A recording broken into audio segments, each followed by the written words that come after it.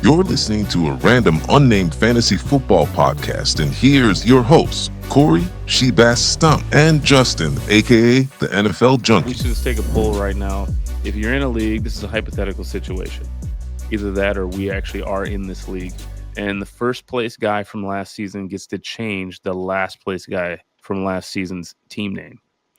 But he refuses to do it because he's too nice of a guy. I want to start a vote to get the guy kicked out of the league. We only want people that are assholes in our league. We don't want people in here that won't change team names because that's not even that bad of a punishment. We're in a league right now. Stump, Shebass, myself are in a league right now where the last place guy has to go to a bar or restaurant in public wearing a dress and makeup. But for some reason, and we actually most of us always do that. What's the penalty? What's the penalty if you don't do it? If you don't do it, you got to pay 3 times your buy-in, right? Isn't that it? Yeah. Yeah. And so you know that I ain't doing that. So I did get last place one year, and I wore my dress. I wore it proudly. I'm not about to pay 3 times buy-in. But we can't even get this guy to change this team name. Well, Yeah, let's I put a dropped the poll out ball there. as the commissioner. I didn't realize he came up with the name at the draft. I thought it was the whole league kind of just mob mentality. Hey, let's change his name to this. And I'm like, all right, well, technically the rule is the champ changes the name. And then I said, hey, so and so, you want to do this? And he goes, oh shucks, no. He can keep his team. No. So make no mistake. This is how it went. This is how it went at the draft. One of us blurted out that name. Everyone started laughing. We're all like, yeah, let's do it just exactly how you're explaining it. And then there was a moment where we looked at him and we said, okay, what do you want the team name to be? And then he said that name. And we all are like, yeah. So he's the one that actually agreed to it on the spot there. And so that's when I thought it was just going to be done. And then we didn't know who was actually in last place. You said you had to confirm. I had to verify that, which I did at the draft on the spot. And then we just continued to move on. You guys got to babysit me at that draft, apparently, like on several levels. Yeah. It's true. Hammer down. So that's funny because we can also bring up the fact that we got robbed for $400 at that draft.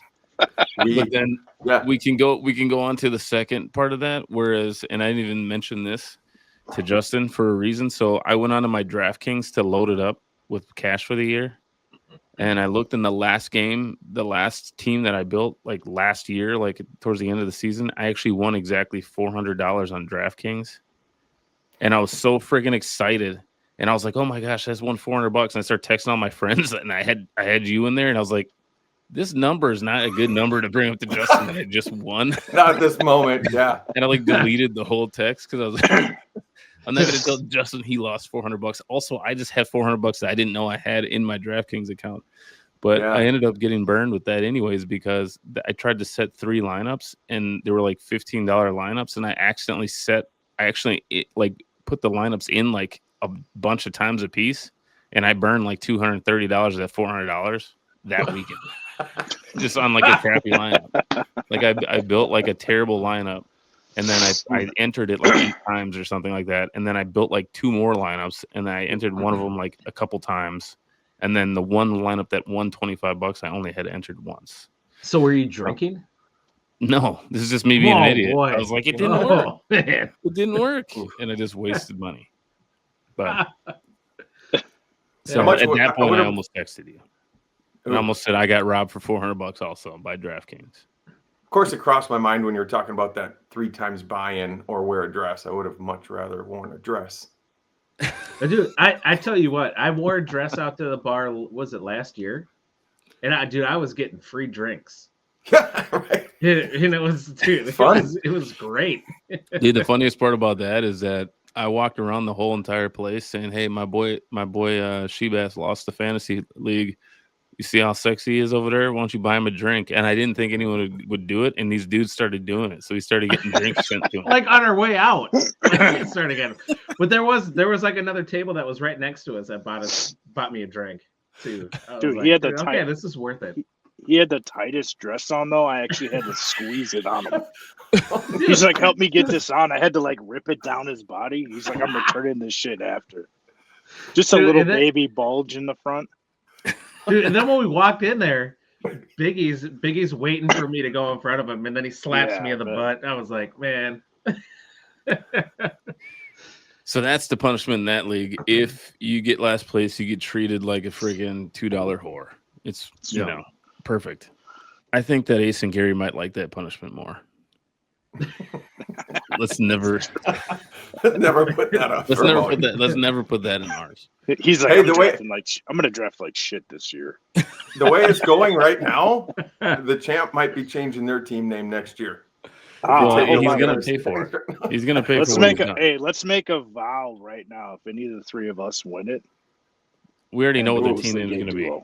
100%. I've already had this thought in my head already. Yeah, I have already too. Like, we already know what the team name's gonna be.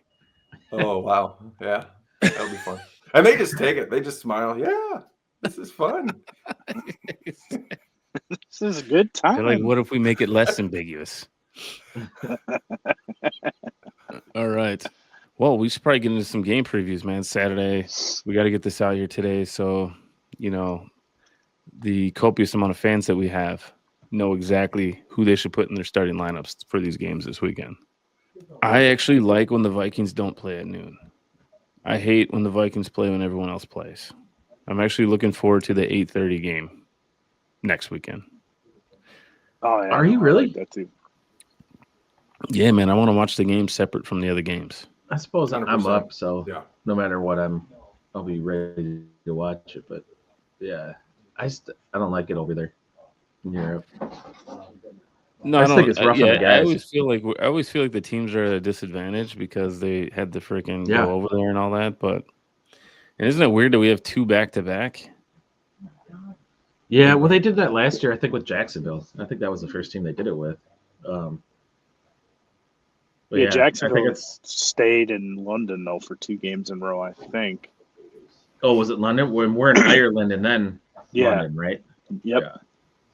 Well, this is the first time we're in Ireland, or that NFL is in Ireland. All right, let's kick it off. Atlanta, Carolina. I think that Carolina is probably going to start the season 0-3. Can't guarantee that. I mean, it is a divisional game, which, we know those games can sometimes go the other way. But in this game, does anybody stick out? Shepley, does anybody stick out to you in this game? Somebody who you might want to start, who perhaps isn't some of the more well-known guys. Are you starting Penix?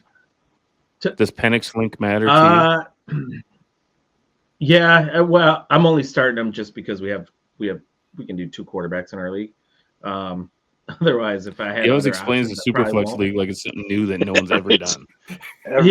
He's like, we're in this. That's the only reason I have him in my lineup, though. Otherwise, if it was a 1 quarterback league, I wouldn't. If it wasn't a Superflex, I wouldn't start him. He'd be on my bench. Stump who had better stat line last week, JJ or Michael Penix? Who had more yards? Oh, I would have to say Penix, but they both kind of shit the bed, I think.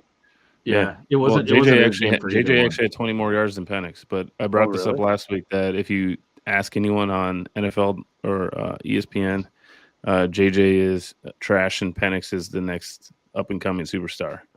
But they had the exact same. They were like within 20 yards of each other, and JJ had more yards than them. Yeah. If you watch that game and listen to Chris Collinsworth, you would have thought Penix was the next Brett Favre. Well, I think it's going to be Chris Collinsworth based on.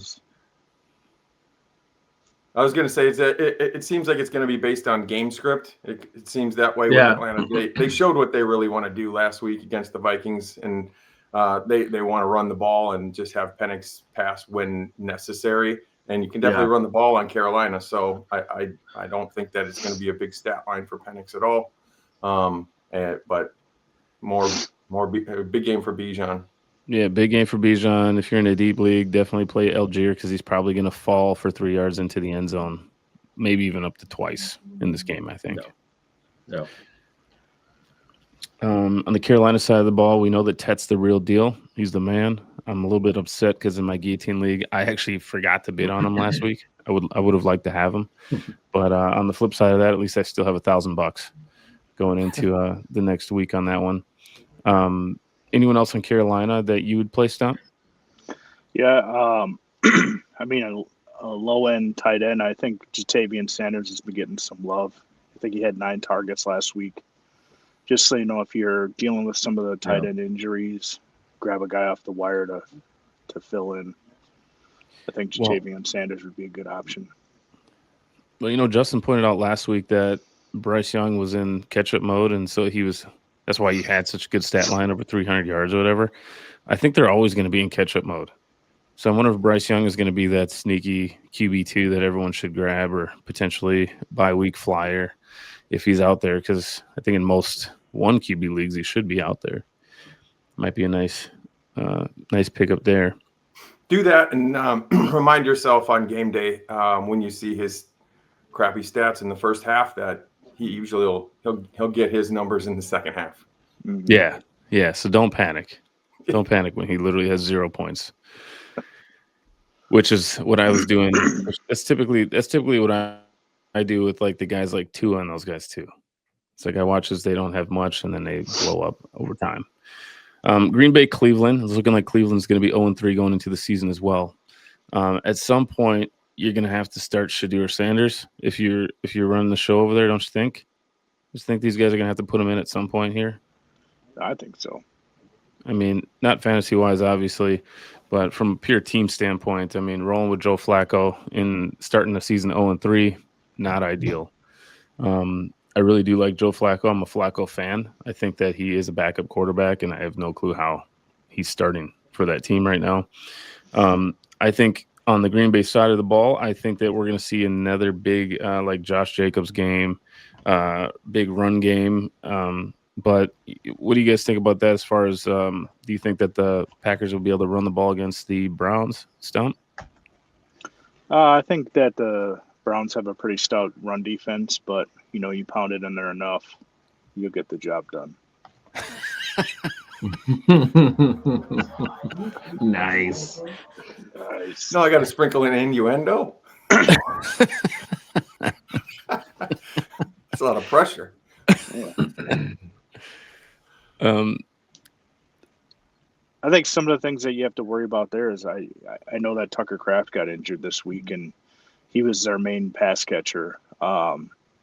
So that is definitely going to hurt their passing game the way they've been trying to run it as of late. Spreading the ball around, but he's been their main guy, I think, getting the most targets every week. So that could change things. That's actually true. I'm looking at it right now. Yeah, I agree with Stump as far as the challenge they're going to face in the run game. I mean, Henry put up 6 yards, 8 yards, something like that last week. So the Cleveland defense is the real deal against the run, certainly. Yeah, I think anytime you got Garrett in there, it's just going to clog things up. Well, what I imagine is I imagine the Packers starting out trying to run a little bit, doing some play action, getting up big, and then just trying to get rid of the clock. And, I mean, that's kind of what I see. I just picked up Judkins in a league just off the waiver. He was in the waiver? He was just sitting on the waiver. Wow. It was in just a league. Now? No, well, it was in a league that I'm in with. It's actually a league that me and one of my buddies created so that it's going to sound like I'm taking advantage of kids, but we have 3 kids in the league. So it's a 12-man league, and there's 3 kids in the league. And it's all his buddy, and then my kid, and then his 2 kids. And then I don't know why, I get why the kids didn't know to pick them up, but I don't get why the other adults didn't know to pick them up. So I just grabbed them off the waiver for nothing. They probably left them there for the kids. Literally, it was like after waivers cleared, like he was just sitting there. I was like, what? Huh. So that's fantastic. Do you think we're going to see a little bit more out of Judkins now here? Because I know he had a kind of like his coming out party last week, right? Yeah, and he only had 2 days of practice, I think, maybe 1. So he didn't have a whole lot of time to practice in that. But yeah, I think going forward, I think he's going to be the guy that you're going to want to play. Is it Sampson? Yeah, that's the other rookie. I think he's going to be involved more in the passing game, but I think Judkins going to get more of the rushes with the Browns. So, but I mean, you got to think that Ford's going to play a role in there too, right? So you got to think that Ford's probably the second back you want, right? Or do you think Sampson? I think Sampson. I think Sampson. Yeah, I think Ford's garbage. He's garbage. I think I'm not saying he's Sampson's good. I'm not saying he's better. It's just it seems like these teams like to have like at least one guy in there that knows what's going on. Well, I mean, look what Ford's done so far. I mean, without Judkins, I wouldn't even hold up a roster spot, even if I had Judkins. I don't need to handcuff him. They clearly want to get Judkins as the bell cow. Sampson, he's gonna play that pass catching role. So I against Green Bay's D, I don't know how much they're really gonna move the ball at all, but that's the way that I would look at it. Is Judkins number one, and then pass catching with Sampson. I do like Harold Fannin. I see him really gaining traction. I think they like him a lot. Seems to me, it just feels like he's ready to take off. Maybe even so much that Njoku might be able to be traded to a different team, and then Fannin would have the job all to himself. Well, you mean traded in the NFL? I thought you were trying to say like, this is perfect. This is where I like to trade rate people and trade off big name guys like Njoku. I mean, I would definitely try to do that with Njoku. Don't try to do that against me, and I wasn't having it. Because you're like Njoku can be traded to, and I wanted you to say like unsuspecting new fantasy owners. Yeah, I was kind of thinking to Corey, but I didn't want to say that. I love my tight ends, dude. I love my tight ends. Anyone who knows me knows that. Jaguars, Texans. Are the Texans going to get a win here, guys? I mean, it's a divisional game. I think they could get a win here. They would. Yeah. Is Jacksonville? Are they 2-0? They're 1-1. 1-1. They're 1-1. I'd like to see a big Nico Collins game here. I'm trusting Justin that he's going to blow up here, and I don't think we've seen a massive game yet. He was 1 yard away from a 2-touchdown game just last week, so it's just a matter of time. He's gonna put up his stats. I look at both of these teams as like a Jekyll and Hyde. You don't know. It's a 50-50 on which team's going to show up. I think that Houston's really, I mean, they're a good team. They've just played two really challenging matchups. They were competitive in both games. I'm not really too thrilled with how Stroud looks, but hopefully they just need to do a little bit more gelling together. But their defense is pretty stout, so it's going to be a good game. It depends on what Jacksonville team shows up to. You guys playing Nick Chubb? Got to play Nick Chubb if you have him, right? Oh yeah, I would play him. Yeah. Our boy Travis Etienne, definitely playing Etienne this week. Tootin, I know Tootin is Shebass's boy. How do you feel about him this week? Yeah. Dude, I like him. I think he's just going to slowly eat into Etienne's productivity. I think Etienne though will be used in the passing game again, similar to Sampson and Judkins. But going forward, I think as the season goes on, it's just slowly going to eat into that productivity. So I agree with that 100%. And I do love Etienne. I targeted him in a few leagues, but I mean, this is for me kind of the perfect scenario where you can try to sell high on him. It's tough to do, but just like Shebass said, I do see him starting to lose some touches. Also, a couple of the runs that he had were big 50, 70-yard runs. So there's no guarantee that that's going to be consistent throughout the year. So I mean, there's no higher value than what it is right now. I mean, they get rid of Tank Bigsby, and now we got to worry about this Tootin guy. Yep. Can never rest. Running backs are weird. It seems either you got to be super productive every week, otherwise, a team's just going to draft a rookie and then put him in your spot. And there's that weird vibe when a new coaching team comes in and they want their guy to be the guy that they drafted. They want him to be the bell cow, and so they didn't draft Etienne. He's got the skills, but they did draft Tootin, so it kind of justifies their general manager abilities. Right. Yeah. Running backs are the weirdest thing about running backs is how they just don't like some of these running back contracts. I'm like shocked that the running back would even sign it. Like Jordan Mason's contract, I don't even know. I can't remember what it is at this point, but isn't it only like $2 million a year or something like that? No, I think it was $7 million. I think it was a 2-year, 15, 12 maybe. Still low for sure. I don't recall. Yeah, I don't know on that. 2-year deal worth up to $12 million, $7 million guaranteed. So he's guaranteed $3.5 million a year. So if he ends up being like a bell cow, like he could be this year, he literally is doing it for $3 million up to $7 million. But then you got guys back in the day, the Zeke Elliott's and all these guys, getting paid, what? I mean, AP had a $100 million contract at one point. So I just think they're like, they don't get paid like everybody else. Yeah, so, they're not as valued as they used to be, at least. Definitely. Yeah, I think they're viewed as interchangeable. You know why? Because they can go get a Jordan Mason off waivers. I mean, Aaron Jones, if we paid him a lot, then he'd be out after one game for 4 games, and we can just go plug in Jordan Mason. So I mean, the value, they're getting paid what their value actually is. If they can be interchangeable and they don't run the ball like they used to, it's more of a passing league. So, right, I think that's part of why. Aaron Jones, is this real? It says 2 years, $20 million. Yep. So he gets $10 million a year. So he's getting paid like way more. He's getting paid way more than. I can't see. That's why he doesn't get paid, because I can't even remember the guy's name anymore. Jordan Mason. I could just throw out a name and be wrong. There you go. Speaking of that game, Cincinnati, Minnesota. It looks like it's going to be the battle of the backup QBs. But our backup QB, the Vikings backup QB is a former starting QB, so I feel like we have a slight edge. That being said, Browning is a gunslinger.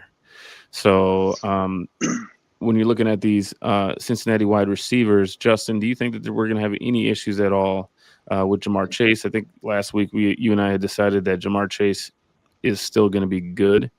But are you concerned at all with T. Higgins this week? Yeah, I definitely am. I mean, you got to start him with most people's lineup construction, but temper expectations. And if you can get away from T. Higgins, I would this week, certainly. And you say this week, but it's like for the rest of the year. Well, yeah, but they're also playing Minnesota. So, our defense pretty good. We'll have a good game plan. I know Browning can get the job done, and T. Higgins scored last week, but I feel like it was a different matchup. Like you said, Chase is going to get his, but I'd be concerned more with T. Higgins, and even temper your expectations with Chase as well. He's not going to have any kind of 200-yard, 2-touchdown blow-ups or anything. No, based on what we've seen last year, we might see a bigger game out of Brown. It doesn't seem like the Vikings can do much stopping, a bruiser on the ground. Didn't look good last week. Brown might be able to get 3 yards of carry, and that's just how they get all of their yards and touchdowns. Who knows? Are you guys concerned, or what do you guys think? I had this thought the other day going into this week, like if someone was going to try to trade for Jefferson, like right now, like this is the window to do it. Right before we figure out that Wentz is going to be hitting them with freaking 60-yard piss missiles. You know what I mean? Like right now, people are thinking Wentz sucks. Justin Jefferson's doing nothing, but he's a big name. I'm going to go ahead and get somebody for him. But it's like, I think there's a chance that Wentz is better for Justin Jefferson. And I think that if you want him, I think you got about 24 hours to go get him from the time of this podcast. Would you be in agreement with that, Shebass? Yeah, I guess if anybody was going to trade him, it might be now. But a guy like that, I wouldn't even think about trading. Well, I think that when you're in some of the leagues that we've been in, do you remember that first year that we played fantasy and I was able to get LaDainian Tomlinson off of Jordan? There's guys out there that will trade the top guy if they have 1 or 2 bad weeks, and so his stat line's actually been rescued by like late. They've been kind of like mediocre. You know what I mean? Yeah.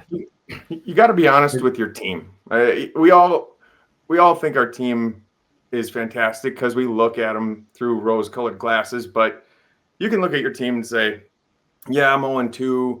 I don't need to panic." but then there's other teams where you're 0-2 and you're like, yeah, this, it's not panning out like I thought it would. You got to be able to pull the trigger on letting those big names go. I'm okay with it. If you can get good value and actually be the individual that gets 2-3 players for one. You don't like to be on that side of the deal. You like to be in a position to be on the other side of the deal. But if you can make your team better, it's just about taking a look and being honest with your roster construction. So I wouldn't hesitate if I was in a position where I'm 0-2 and all my guys are underperforming. I would definitely trade them. I wish that somebody like you had him in one of my leagues, because the guys who have him in my leagues are all homers, and there's absolutely probably no chance of me actually getting him. Stump, do you think there's a second receiver on Minnesota that is worth starting this week? Second pass catcher at all? It's tough to say. I think that Naylor's been having some decent games, and Thielen's kind of been on the back burner. It could go either way. I just don't really think I would start either of them, especially this early in the season. Aaron Jones is out, right? Yep. Yeah, for 4 weeks. Mm-hmm. There we go. Aaron Jones is out, so I would say Jordan Mason's probably going to be a decent start. And again, the Vikings got a heck of a deal on Jordan Mason, I feel like. Yeah, he's looking good. Top 10 this week, I'd say. Top 10, I'd say. And Yeah. I'd give Hawkinson a try too. I think that Wentz is kind of a check down king, so I could see Hawkinson having a good amount of receptions this week. Dude, the only thing that has me worried about Wentz, and I don't know if this is good or bad, but I watched an interview with Wentz this week, and I cannot believe how he's like a buffoon. Like when he talks, he's like, "Which way did he go?" Like he literally was like, it's like night and day listening to him and JJ talk. He is from North Dakota, so. I mean, yeah, I was wondering, how did you get a degree? I'm not trying to disrespect Carson Wentz here, but I don't know if he got hit too many times or he's just a caveman. But it literally looked like he had absolutely nothing to say. And he was just doing the thing like, what are you going to do this week? He's like, we are going to work the ball down the field. We're going to try to get to the next white line and into the end zone. He was just saying a bunch of weird stuff that was just obvious. And I was like, all right. Wasn't expecting this one. Sounds like a Joe Mauer conversation. He was the worst when he'd be on K-Fan. It's just like, you'd ask him a question, you get 3 words out of him. Geez, can you elaborate more on your answer? It's better listening to Carson Wentz try to put together something super intellectual, because KOC sounds all smart and intellectual, and then or JJ McCarthy is like a mini KOC. You can tell he's been coached, right? And then Wentz, they're talking to Wentz, so he's like, well, I've only been here, because they're asking him about KOC and the QB whisperer. He's like, I've only been here for a couple of weeks, so he's like, he's just basically saying I don't know how this is gonna go. I'm this is great. I feel super confident now. Yeah, I think this is going to be a bad experience with Wentz. I just don't think he's good. And to come into an offense like KOC's, and I mean, you could go with Brosmer, and he's at least been here through training camp and understands the playbook and wants to learn more on the playbook. And I'm actually pro Wentz just because I don't want to lose any more games, and I think Wentz gives us the best chance to win. I don't think he does, but I think we touched on this last week. Pittsburgh, New England. Aaron Rodgers seemed to come back down to earth last week. On the Pittsburgh side of the ball, I didn't really think that there was great stat lines across the board. Who are you guys starting as far as Stump? Are you starting DK Metcalf, obviously, if you have him? Yeah, for sure. Okay, and then what do you think about Warren this week? I think Warren's kind of climbing up people's boards now because because one game without Gainwell reinstalled faith. I actually have Caleb Johnson in a couple leagues, and I'm like, I don't know what to do with him because they're just not using him, and he's getting a 1 carry a game, and it's like I don't want to drop him. It's like a couple of years ago when Achane took over. I had him and he didn't do anything, and then I dropped him week 3 and then he blew up. So it's I'm just hesitant to drop him. I think Warren is a good play, especially in PPR right now.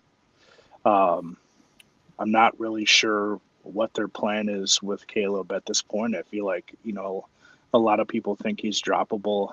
I'm just not ready to do that myself yet. I always like to look at the history of the team, right? So, like, remember, Jalen Warren was in that position 2 years ago, right? And we're all thinking he was going to blow up, and Najee just kept on just rumbling around, not really doing much production-wise. But it's like Pittsburgh loves to lean on one guy.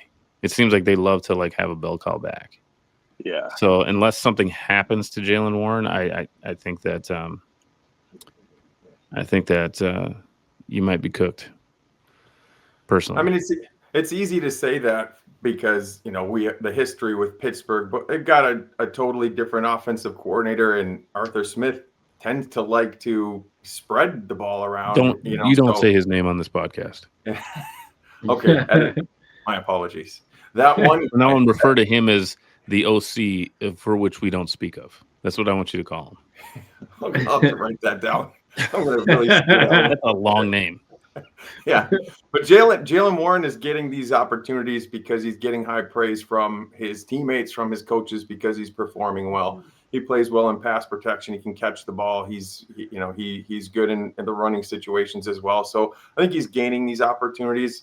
Caleb Johnson might even be a long-term play there. Might not really gain any traction until next year or down the line, because he's already made a couple of mistakes. So he's not really gaining his coach's confidence much. And we've got Aaron Rodgers praising Jalen Warren, and so it looks like he's going to be checking down to him even more coming up here. And I do, on a personal note, I'm kind of keeping track of Jalen Warren versus Bucky Irving so far. Jalen Warren 2, Bucky Irving 0. Just have to throw that out there. Nice. I think you should trade Johnson to me in the Empire League. Actually, Stump. I'm just kidding. I have him in the Empire League with Jalen Warren. Oh, I literally just didn't even think about who actually has him. Next, other side of the ball, your favorite running back, Ramondre Stevenson. He's going to be a play for sure. Even though, we went several weeks saying he was going to lose his job, and then last week he just looked great. So I think that's not going to happen in week 3. I don't think he's losing his job this week. I think we're all playing. I say we're all playing Booty. I don't think we're all playing Booty, but would you guys play Booty or Diggs? I'd play Booty. You'd play Booty. You always play the younger guy. Yeah. I don't know. I thought Diggs was going to be better. He looked good moving in the offseason when he was doing some of his workouts and that. But yeah, I just don't see him. I don't know what the deal is there. Drake May just doesn't trust him, but I would have thought that he would have more production and more targets than he has. But right now I would go with Booty over Diggs. You know who else? You know who else is playing Booty? Stephon Diggs, Cardi B's Booty. He's got a little bun in the oven. They were all playing Booty. I think even Diggs is playing Booty. Stump, do you think Booty or Diggs or both are fantasy relevant week 3? I think that if I had to choose, I'd probably go Booty over. Wow, is that the consensus, Justin? I'd rather play neither, but yeah. I said Booty, Diggs, or both. I never once said neither. Yeah, I'm going neither. Booty put together 2 decent weeks in a row, though. You know what I mean? We don't know what Drake May is, but it seems like he's going to be pretty good. I'm not necessarily saying I think they're going to do terribly, but just if I'm playing the odds, there's nothing that's telling me clear cut that one of them is going to do well or not. It's just up in the air. I think that someone will catch passes, someone will catch a touchdown, but I don't know who to put my money on. So I'll just stay away because I usually have better options than those 2 receivers from that team. So, yeah. Which historical or current QB does Drake May remind you guys of the most?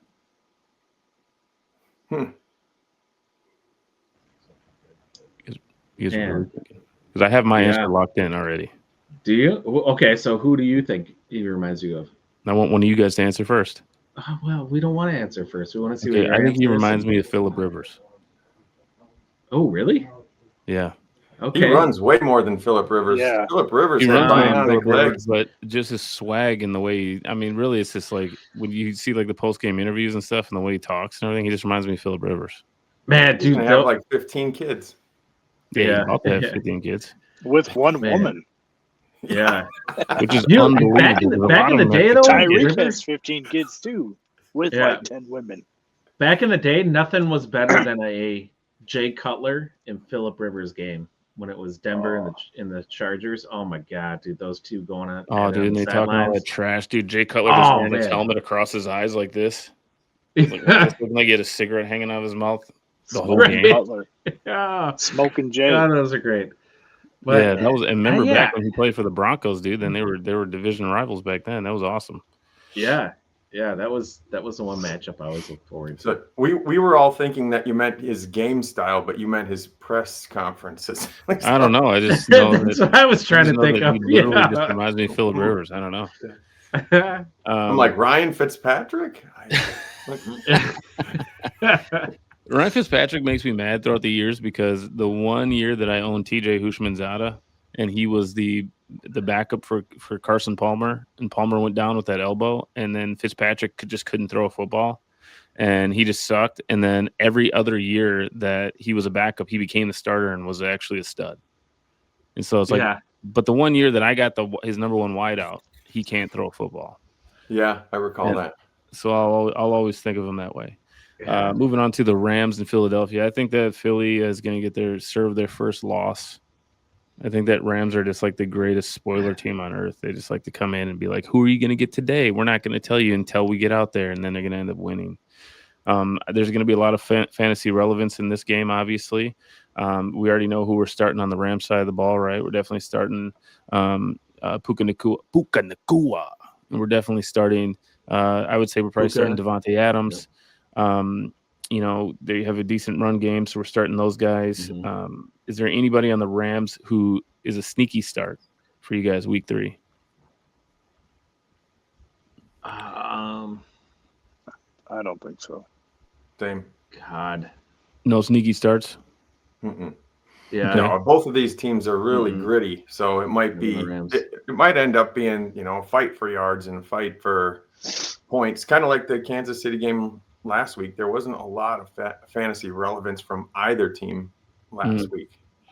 I feel like the Rams are going to have fantasy relevance, and I feel like if you are a Eagles owner, I think you're still worried about A.J. Brown. I'm still worried about him, even though he had 5 catches last week. I think A.J. Brown's going to have a big week this week. You think? Yeah. I'll put him in then. It's just a gut feeling. I don't know. I feel like he's due. There's got to be a little bit of discontent in the locker room. They're going to need it because the Rams are a good team. So, and their defense is good. I don't think it's as good as the Chiefs' defense. I just think they're going to need to move the ball. And like you said, like the Rams they're just always the team that can figure things out on offense. So I think they're going to score, and it's going to cause the Eagles to have to probably pass the ball. Well, so Devonta Smith then again or no? Because Goddard's playing. Devonta Smith is droppable. I mean, he had a decent game last week with Goddard out. Yeah, no, I think they're both probably playable. Yeah. I mentioned that last week though, when the key is Goddard, and Goddard's playing this week. So when Goddard's out, then you start Devontae Smith. If A.J. Brown's out, you start Devontae Smith. Treat him as a handcuff, a wide receiver handcuff. If all 3 are playing, I wouldn't start him. He may fall into the end zone here or there, but you can't predict it. I'm in agreement with Stump on A.J. Brown. I don't see any kind of discontent. His post-game press conferences, they ask him about the lack of work, and he's not really squawking about it, but I just don't see a world where A.J. Brown doesn't put up 1,000 yards and score 8 touchdowns this year. And if he's going to get to that stat line, it's got to start somewhere. So just the odds are in his favor to put up some points this week. Yeah. All right, I'll have to keep him in my lineup rather than trading him and sliding Roma Dunze in there, who I just have sitting on my bench. I'm just waiting for a time that I can fit him into my starting lineup, guys. Right now, put him in. I would trade A.J. Brown and put Rome in there. I'm in agreement with that. Yeah. After this week, let AJ Brown have his big game, and then you can trade him. Then we'll trade him up for sure. You'll be pissed though. You didn't start a Dunze this week though. Yeah, maybe I'll figure out a way to put him in. Maybe I'll take out some other top guy for Romadinze. Yeah, let's work this. What do you? I mean, Tyreek Hill's the other guy who already played, so I can't take him out. Should have asked. Yeah. Let's see here. We got Jets, Buccaneers. Jets are rolling with backup QB. Who's their backup QB? Is it Tyrod Taylor? Tyrod Taylor. Yep. So they're rolling with Tyrod Taylor. Do you guys trust Tyrod Taylor in fantasy this week? No. I'm playing him. I've been playing burned him by him too in the league times. What's that? I've been burned by Tyrod coming in as backup too many times. Back when he was with the Bills, and all I remember him doing is coming in and running the ball all over the place, stacking fantasy points. He's like the David Garrard of 2026. That's whatever. I thought you were going to say he's the black Ryan Fitzpatrick. He is indeed that. He has probably played for as many teams as Fitzpatrick, right? But he doesn't get the start. I mean, Fitzpatrick would curse the starter. Like, I'm sure, like, whoever the starter was, as soon as he found out who their backup was, he's like, "Damn it! I know I'm out this season now. What am I going to tear?" Because Fitzpatrick just had a way of making sure that he was going to start. I think he was like throwing banana peels on the ground in the locker room and shit. Just to hope that the starter slipped on it. Like, that had to be how he did it. It's the only explanation. Yeah, Tyrod Taylor's had some bad luck though too, because he had that issue that he was a starter down in San Diego, and then San Diego, yeah. Did the trainer put the needle too far in or something like that? Oh yeah. Hit his lung or some shit. Yeah, it's like God, bad luck. He goes from Buffalo to there, and then I don't know. Hopefully he can hold on to this and not lose it to the third stringer. Nah, he'll be fine. It's just a concussion for Fields. I think it'll only be 1 week. Yeah, it'll be like 1 week, so he'll be fine. So Breece Hall and Garrett Wilson, do you think that they're going to be impacted by this lack of Justin Fields, or are you guys still starting those guys? Nah, I'm still starting both of them. Yeah, I would still start him. I think Wilson's production is going to go down a little bit this week, but other than that, I would still start him because you just never know what's going to happen. Right. Yeah, I'm definitely nervous about Garrett Wilson this week for sure. Just not knowing what Tyrod is. Right. Other side of the ball. Let's just move on. We're gonna start Evans. We're gonna start. Are you guys starting Ibuka? Yeah. Okay. Start Ibuka. I'm kind of worried about Evans this week. He's probably going to be shadowed by Sauce. Yeah, so you're starting so if you had to start one of them, you're starting Ibuka and you're not starting Evans? If I had them both, I think I would start Ibuka over him. Okay. Anyone else? Bucky Irvin. Bucky Irvin's the other guy probably in that game. We have the undefeated Indianapolis Colts going up against the Titans, and the Colts have not punted the ball this season. So, again, Danny Look for that to end this week. What's that? I said, look for that to end this week. Yeah, well, Danny Dimes believer, so who knows? You think so? I think this is probably the easiest matchup of the week. No, I think that they're going to punt this week. Yeah, right. But I think that they're still going to look good. The fact that they haven't punted all season is crazy, you know. So I'm interested to see how they play outside of their dome. You know, they're going in to Tennessee outside. Tennessee's got a sneaky good defense. So I was going to pick them. That was actually one of my initial picks in the eliminator pool. And I changed it. This just kind of reeks of one of those games that you didn't see coming. Mm-hmm. We got those high expectations for Indy and then they get caught. And, you know, so I am uneasy about the outcome of this game. Where do you guys think Danny Dimes rates right now, fantasy wise? Number 2 quarterback position rank. You think he's number 2? You think he's ahead of Lamar Jackson and Jared and Josh Allen? Yep. No, What? he's saying a number 2, meaning if you play in a league that plays 2 quarterbacks. No. If you look at his rank right now, he's number 2. Oh, you mean okay. So position rank is not number 2. Positional rank. Position rank is actually not number 2. But I'm shocked that you'd even say that. But you what do sure? you guys think? Stump? He's Stump? number 2, but where would you rank him? Where would I rank him? Yeah. Oh, where? Okay. Yeah, I was actually asking, like, where do you think he's ranked right now on, like, ESPN or CBS or whatever? And so I'm looking at ESPN right now. And so Shebass actually did answer the question correctly. Okay.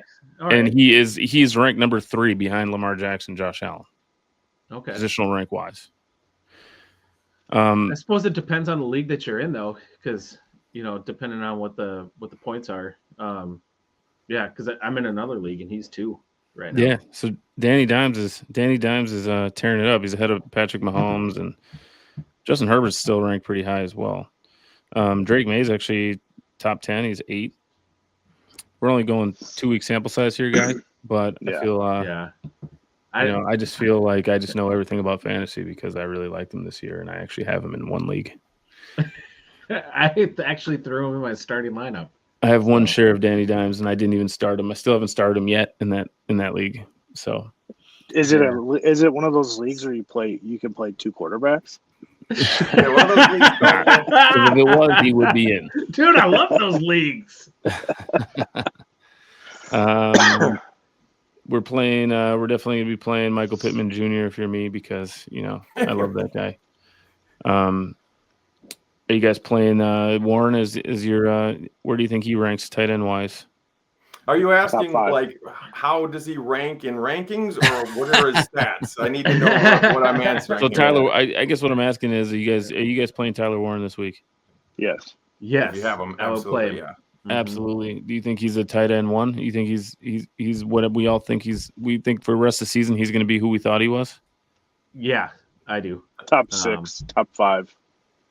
Rest of the week or rest of the year, I would say.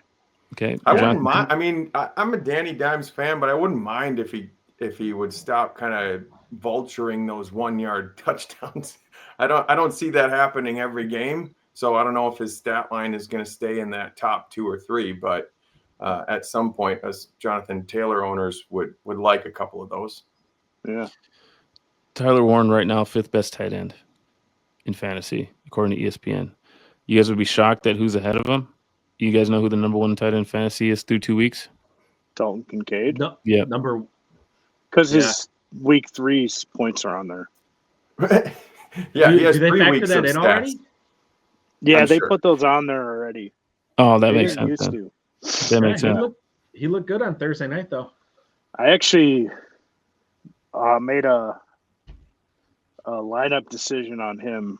I was sitting here and I was like listening to Tony Gonzalez talk about Kincaid, and I'm like, it's the league I just traded for Kelsey with Corey, and I was like, you know what? I think I'm going to throw Kincaid in. And I just last minute threw him in and was pretty much paid off immediately. He scored the first touchdown, so I was like, perfect. Felt pretty good about that. Nice. Titan side, we're playing Ridley, we're playing Pollard. Are you guys playing Ward? Probably not, unless you're in one of those 2 QB leagues. Yeah. But Ward has some potential out there. We're moving on to the Raiders and the Commanders. Again, we have another backup QB in this game. You guys are playing Ashton Genty, obviously. Which wideout are we playing for the Raiders? There's only one. Jacoby Myers, Brock Bowers, and that's probably it there. It's the only fantasy relevance over there. Commanders, Marcus Mariota. How bad does he make this team? I don't think he makes him bad.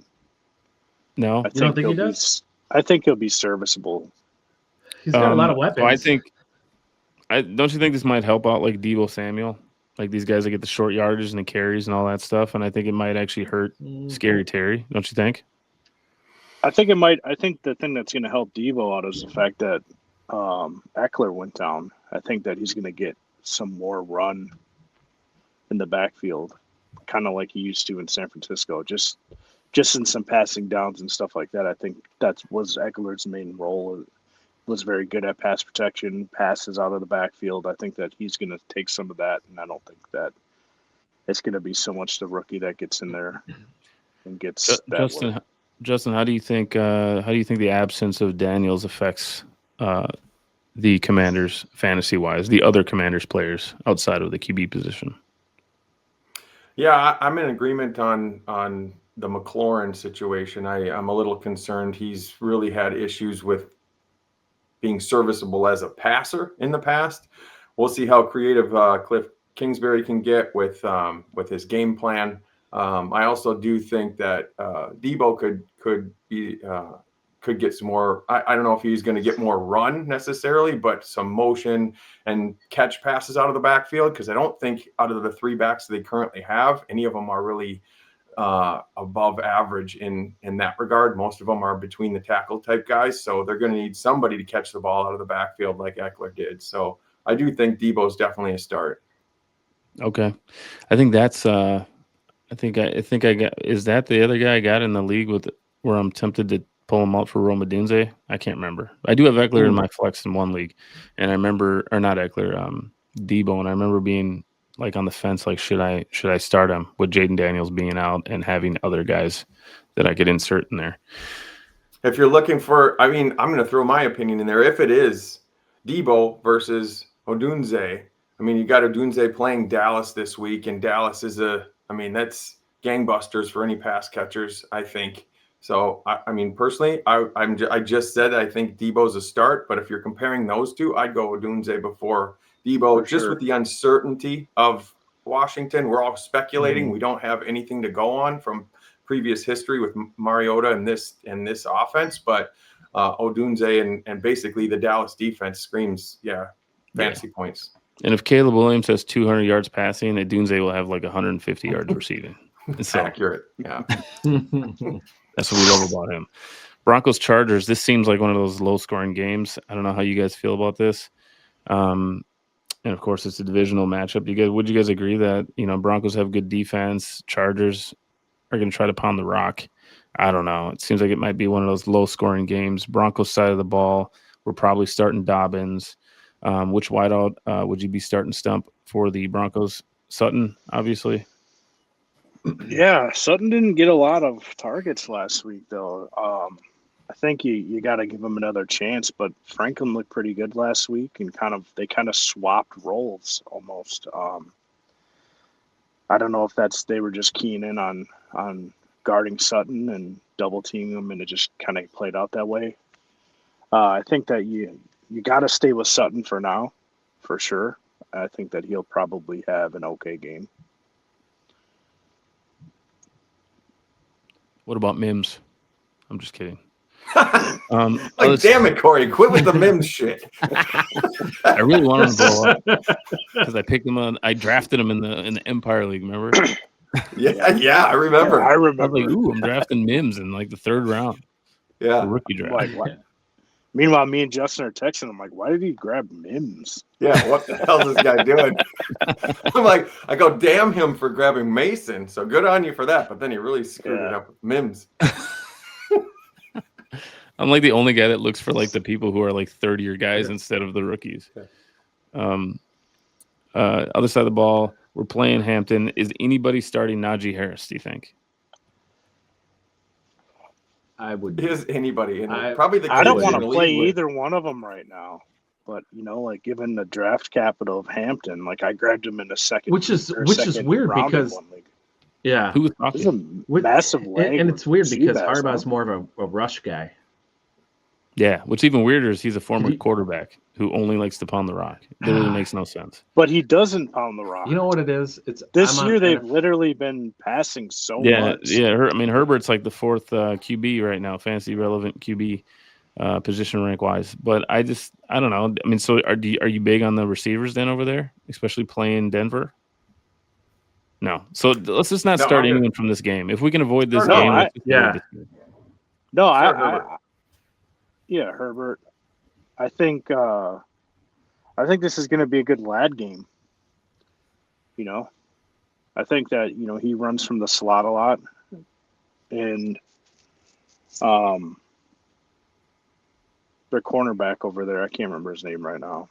Surtain. Surtain just locks Surtain. guys down, and I think he's going to be on the outside, locking down whoever plays out there, whether it's Quentin Johnston or Keenan Allen. Yeah. I like that take, Stump. And I'm not a big lad guy this year because of how many weapons they have and because they're going to spread the ball around. Eventually, they do want to get back to the run, but he'll be under pressure, and that outlet is lad and those short area kind of crossing patterns. So I could see him with the highest reception total. Yeah. Was I freezing to up? do anything so we can nickname him Lad the Impaler? You know. Yeah. Was I freezing up when I was trying to talk about Harbaugh? Yeah. Okay. So that's where I'm kind of frustrated. Is he was such, even in college, he was such a heavy run coach. I just don't feel like he's doing that now, which was kind of frustrating because Hampton, that's who I expected to really take off with the Chargers, and it just hasn't happened. And he's throwing the ball more than I thought he was going to. Way more. It's like, well, does he realize what he has with the quarterback there? And that's what I was going to say. That's go. exactly what happened. I think he realized that he had like a generational talent at QB, and he's like, "Wait a second, we can't waste this. This isn't Colin Kaepernick." You know what I mean? Yeah. That's probably what happened. Out of everything this season, through 2 weeks, that's probably been the biggest surprise for me. Is just not being able to read Harbaugh and him just totally going the opposite way than what I expected him. Well, honestly, what makes him a good coach is just to be able to see what he's dealing with and make the adjustments. He's not going to be hard-headed and say, this is what I'm going to do. He does what he has to do to win the games. And so if he does eventually want to run the ball, but he sees the game going a certain way, or if he looks at a game plan and says, hey, the Chiefs are not going to let us run the ball, so, hey, let's come out throwing, then it could be all just game plan at this point. So I'm not going to jump to any conclusions that this is how it's going to be all year, but we just kind of take it one game at a time and kind of see what a few more games gives us. Yep. All Agreed. Right. Seattle, New Orleans. New Orleans, I think the only person that I'm willing to play is Alvin Kamara. He's a top 15 back, so he's like, I'd play him as my RB2. Probably wouldn't play anyone else on that team. Dustin, would you play any of those wide receivers? Play Olave and Jawan Johnson. Yep. So I do have Olave in a league as like my fourth receiver. So I'm not going to be putting him in. I'd probably. He's getting 10 plus targets a game. Yeah, I'm happy that Spencer Rattler is playing better than I thought. I mean, I thought he was going to be straight up backup QB, and it was just going to be terrible, and no one was going to have any fantasy relevance on that in that wide receiver room. But at least he's making those guys relevant, and so in some capacity. So I'd like to see a little bit more before I slide him in because I do have better options in that league. Olave went super late for obvious reasons.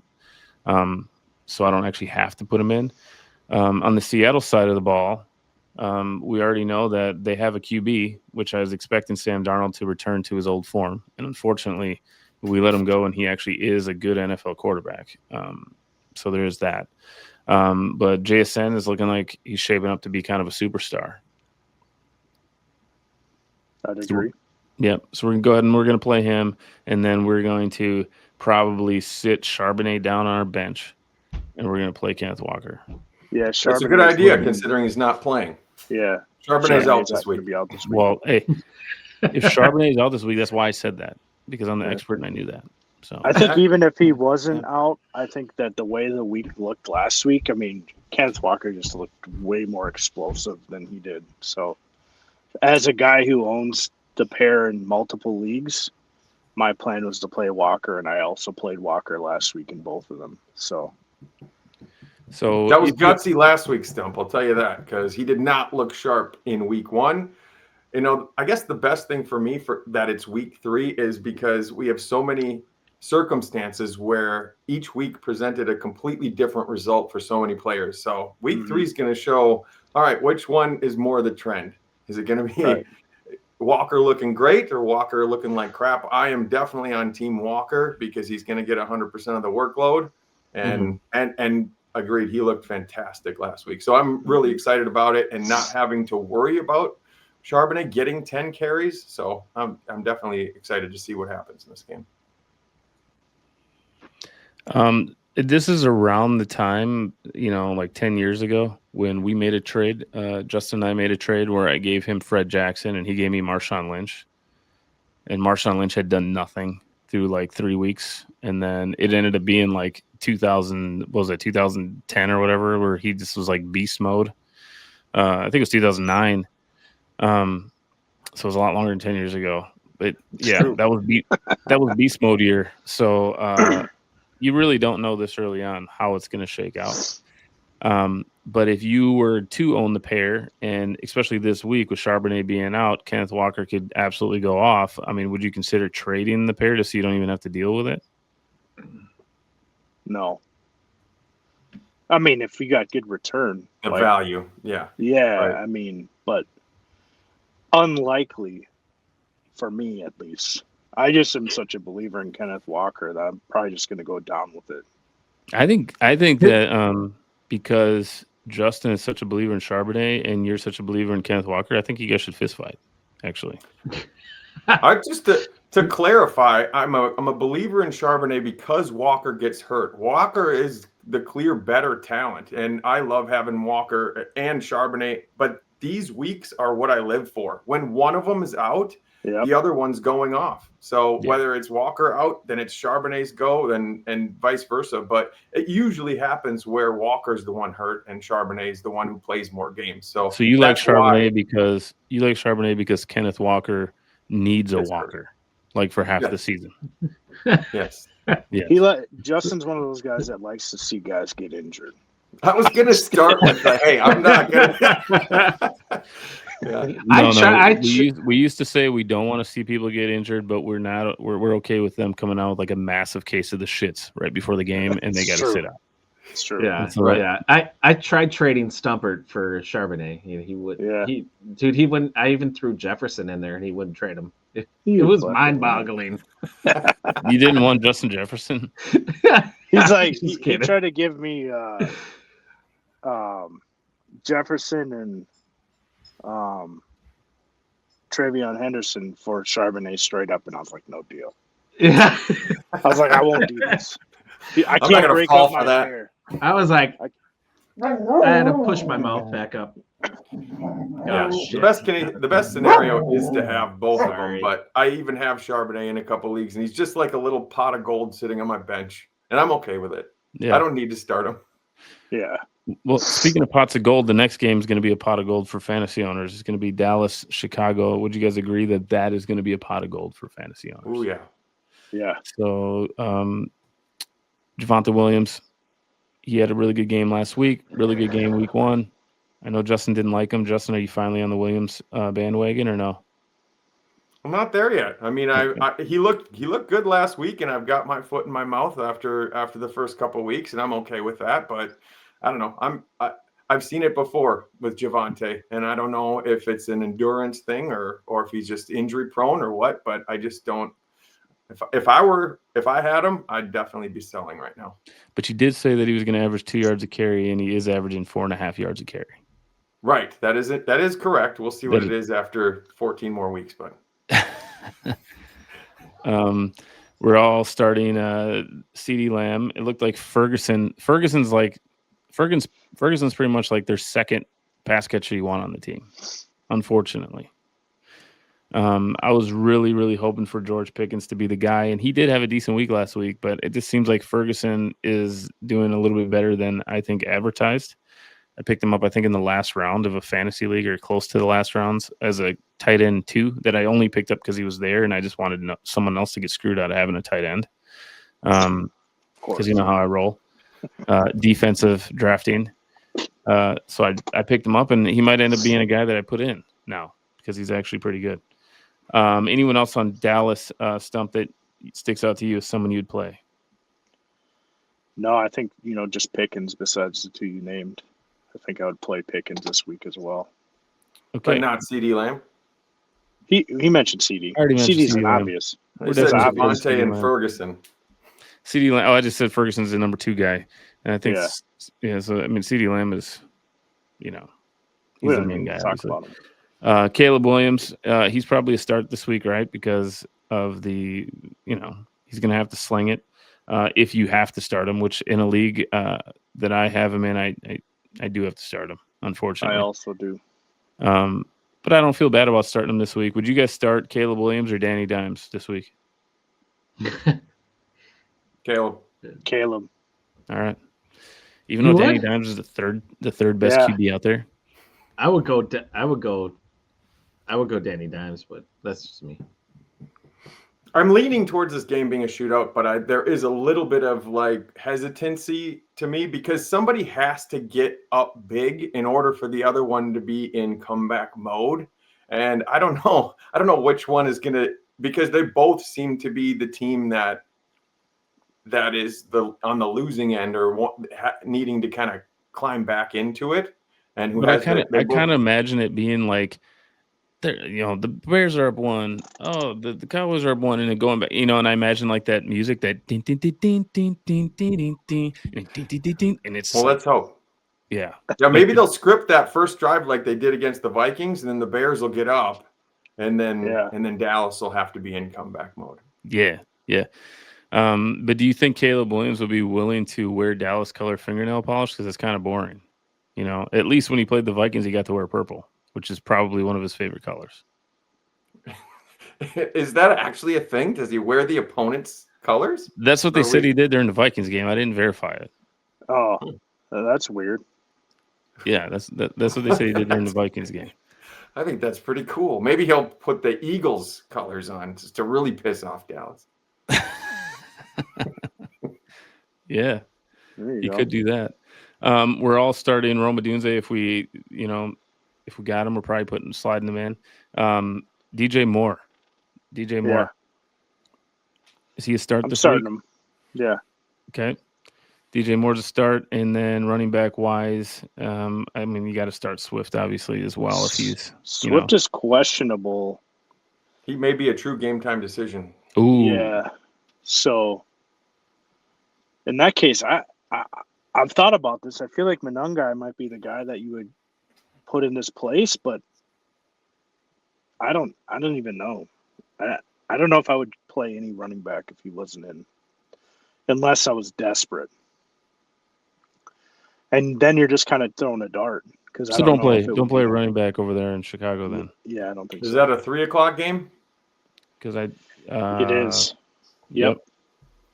So if it is a game time decision, make sure you check your lineups. Make sure you're going to have to play somebody at a noon game unless you do have Monangai Roshan Johnson is active now, but he was active in week 2 and didn't get a single carry, so it would probably be Monangai, I would guess. But like you said, in a desperation mode only. Yeah. Yeah, which hopefully you're not in already in week 3. Hopefully you're not in that. Unless you're in my guillotine league, I've been in desperation mode the whole entire time. I've not been able to grab one guy off the waiver either.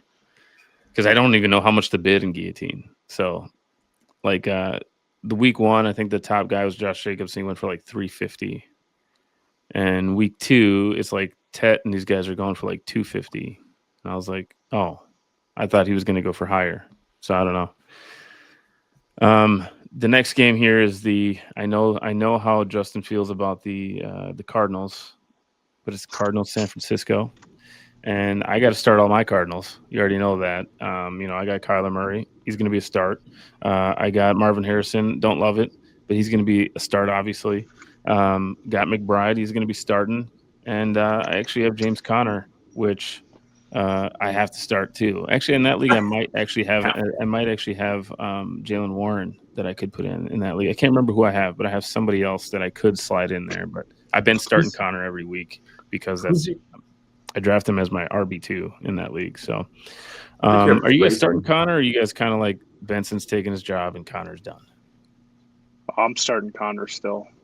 Okay. Yeah, I would. Getting worried. I think he's starting to take more and more, but I'm still starting Conner as now. Okay.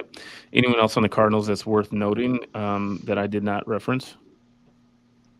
Mm-mm. Nope. Okay.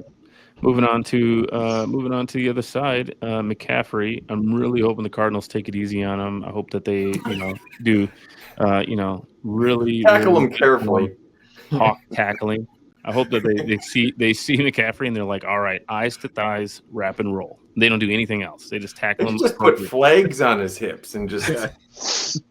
I hope they all keep their head to the inside as they're tackling, just to make sure that he hurts them and they don't hurt him. Because I really do not want to deal with losing McCaffrey in my fantasy league. And I just love having the guy, so I'm not going to trade him. But I really do worry every single week. Like at the end of the game, I'm just going to be like, we made it through another one.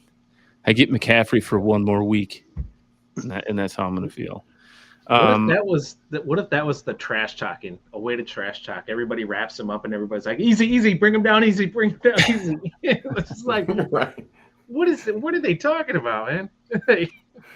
Somebody just makes a really plain tackle, and then an offensive lineman comes over and like starts pounding on him. It's just like the total mind thing that they're just messing with them. Which QB starting for San Francisco this week? Mac. Do you think that helps or hurts Juwan Jennings and Pearsall? Well, I definitely don't think that he's as good as Purdy is, but I just kind of feel like it helps Jennings, man. I just feel like he's one of those guys that just likes tossing the rock.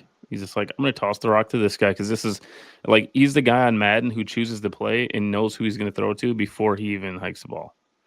Yeah. He's just like, what do you mean read? I have one read. It's like back in the day, remember Joe Montana football for Sega? And all you do is press A, and it'll just go to whoever whoever the ball was designed to go to. I feel like that's Mac Jones. Okay. Yeah. So Pearsall, Justin, do you think Pearsall's worth starting or no? Yeah, I'd definitely start him. I didn't see any kind of clear difference between the two quarterbacks. Like Stump said, Purdy's a better, more skilled quarterback, but it didn't seem like there was a dramatic shift in targets, even though Jennings got quite a few more in week 2 than week 1. It didn't seem super dramatic. So I'd start both. Jennings also questionable. Yeah, so. He's been questionable all season. Yeah, so going in last week, and he still had a pretty decent week. I will say that that's my worst fear of going out in guillotine because I had a guy like in that just put up a goose egg because he got injured on like the first play or something, and I still don't have anyone off the waiver. In that league, the only guy I can put into that spot where I have Jennings is Scadaboo. Would you guys roll the dice with Jennings, or would you throw in Scadaboo for safety? Get at least, because Scadaboo's floor is probably like 4 to 7, right? But so it sounds like 9. It sounds like Jennings, his contract has got incentives in it, and it's based on playing time. So he's going to play through every injury possible. So I think you're good. He's not going to leave early for an injury. I mean, and Scadaboo, he could. I think Tracy's playing, so I'd go with Jennings. Okay. I would. That's how I have it set up now. Next game, we have 2 winless teams. We have the winless Giants versus the winless Chiefs. Who do you guys got winning this game? Interesting way to start it. I'm going with the Chiefs. Yeah. He said interesting way. I'm gonna hope for the Giants because I fucking hate the Chiefs. Giants are not going to win this game, unfortunately, for you. I mean, if right now, all the analysts are just like, you can't panic on the Chiefs. You're not going to panic on the Chiefs. Well, of course, if they lose to the Giants, I think everyone is going to be panicking about the Chiefs. Now, I don't know why the Chiefs have not tried to find a wide receiver yet. I have no clue why they haven't looked for a wide receiver. Can someone explain to me why they haven't tried to find a wide receiver? Because Worthy's coming back this week or next, and Rice is coming back 2 weeks later. Rice or Rashee Rice? Both. I think Ray Rice. Where is it? Where is the game? Is it in Kansas City? I don't think it's in New York. Yeah. I don't know, dude. I think there's a chance that the Giants could win. Their defense has been pretty good. So you mean like a chance, like any given Sunday sort of chance? No, like better than that chance. So like what I always feel like with these teams, and I could be completely wrong, but these teams like the Dolphins and the Giants who put up really good fantasy stat lines and also actually put up really good numbers, but then still lose. I feel like they just lose hot, like they lose the air, like they're just like deflated. Like Russell Wilson's like, I put up 450 and I can't win the game. You know what I mean? And I feel like, the Dolphins do the same thing. Like they'll have like multiple receivers go off, they'll have HN go off, and they'll still lose. And I feel like Russ's spirits are never lowered, dude. Ever. Yeah, you're probably right. I'm going coaching staff here. I mean, come on. The Andy Reid versus Brian Daboll. 0-2 with Andy Reid, he's going to get it done. There's no question in my mind. They played Buffalo and Philadelphia, and they both were very competitive games. Now they're going to go play the Giants. I think we're overthinking this. Okay. Hollywood Brown, are you starting him this week? I think their running game is going to be halfway decent this week. Well, I've been thinking that. I thought that last week too. And then their leading rusher was Patrick Mahomes, who literally, when you watch him run the 40, I think I could beat him. I think I could beat Russell Wilson. Well, Javonte Williams had 97 yards and a touchdown against the Giants last week. So again, they were playing Philly. I said Javonte Williams had like 97 yards and a touchdown against this defense last week. So you know how I feel about Javonte. I think the Chiefs running game is going to do all right. I think the question is, talk about players that are frustrating. Pacheco should be getting the run, but they're just spreading the ball to too many other people in the run game. So you can't really guarantee one guy's going to get it all. I actually think that because of what I stated earlier, the Giants actually can put up some decent offense. I think that KC's going to have to throw the ball to somebody because the Giants are putting up offense. So Hollywood Brown's the only guy on the roster that's a wide receiver, I think. Juju Smith-Schuster. Yeah. So that's, Hollywood Brown would be the only guy that could be the recipient of that, plus obviously Juju and Kelsey, but, we'll see. Giants side of the ball, you said Tracy's playing. Scadaboo is a decent, dice throw. Really disappointed that he outperformed Tracy in fantasy last week after what I said. I clearly stated that Tracy was the guy and that I wasn't concerned with Scadaboo, and then that went sideways. Malik Neighbors lost me a game to Shebass, as always what happens. He always has some guy go off for 40 every time I play him. Neighbors lost you 2 games last week, actually. Neighbors did? Yeah, Neighbors did. Neighbors did lose me 2 games last week. And I do own him in a league, so he actually won me a game as well. And so I canceled that other one off. Are we playing Russell Wilson this week? 450 yards last week. I don't think I'm ever playing Russell Wilson. Yeah, I would never feel safe playing him, even coming off a game like he did last week. Yeah. Who's this? Who are you guys playing? I guess, Dustin, are you starting any other Giants wide receiver outside of our boy Neighbors? Possibly started Wandale. Yeah, that's who I would start. I'm being forced to start Wandale since Charbonnet is out in my guillotine league in the flex position, which I probably would have done anyway. He's kind of a safe in a PPR league, 8 to 10 points. At least there's a good floor there. Final game of the week here that we're going to talk about, and it's going to be I think it's going to be a good one here. Lions Ravens. Lions week 1, I was a little bit concerned with their fantasy studs. Week 2, I'm just overly confident after week 2, oh yeah, everyone's back on track. That week 1 was a fluke. I think I won a game because of Amon-Ra St. Brown, which was fantastic. Gibbs looked good as well. We're starting Gibbs. We're starting Montgomery probably, right? We're starting Amon-Ra. Are you guys starting Williams and Laporta, do you think? Just starting all these guys? If you got them on your team, I would start whoever for Detroit. Yeah, I'm starting all those guys. Yeah. Laporta is really hit and miss, I feel like, but I don't own Laporta anywhere. So I don't know. I'm not a big fan of him, but I don't love him either, but he was going in the last season. He was like the number 1 drafted tight end. So I mean, he has it in him. I don't know what changed last season in their offense where they stopped using him. Maybe it's just Jared Goff became more confident and he slings it more. I think the challenge here is weapons. Yeah, so many people to get the ball to. Yeah.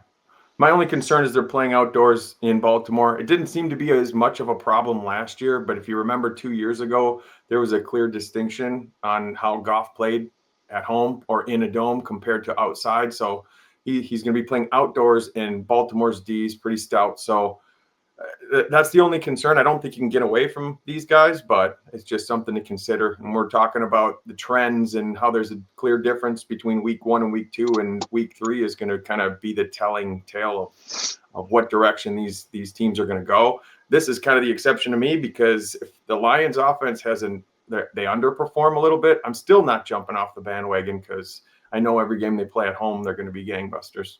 Mm-hmm. Do you think anyone was dumb enough to sell Derrick Henry after week 2? Because would have loved to be on that receiving end there. So Ravens side of the ball. I mean, are you guys starting Lamar Jackson? I'm just kidding. Bench him in a 2 QB league. I would try trading him if you could. Well, if I had Lamar Jackson and a shitty quarterback, I might trade him for 2 good quarterbacks in the 2 QB league. Because, whenever I'm in a 2 QB league, I like to make sure that I still don't have 2 serviceable QBs. And everyone on this call knows that. And so in one of them, I got Tua as my second QB, and the other one, I got Jaden Daniels, who's hurt. So I'll be going 0-3 in that league. So that's fantastic. Congratulations. I may just start Tyrod Taylor. I think that might be my only option. We're starting Derrick Henry, obviously. Zay Flowers. You guys starting Zay Flowers, obviously. Anybody else who sticks out to you guys? I was actually thinking that there was going to be a Bateman resurgence this year, and not sure I'm seeing it. What is your overall thought on the receivers over in Baltimore, Justin? Would you say that there's a second guy worth picking up outside of Zay Flowers? And DeAndre Hopkins is on one of my teams, just because it's an Empire League and I've owned him the whole time. I mean, that's what I was going to go with, because in a lot of my leagues, I do see Hopkins being picked up, and not only picked up, but I see him in people's starting lineups. So I haven't gone that route myself, but he scored a touchdown in each of the first 2 games. So I definitely wouldn't judge you if you go that route.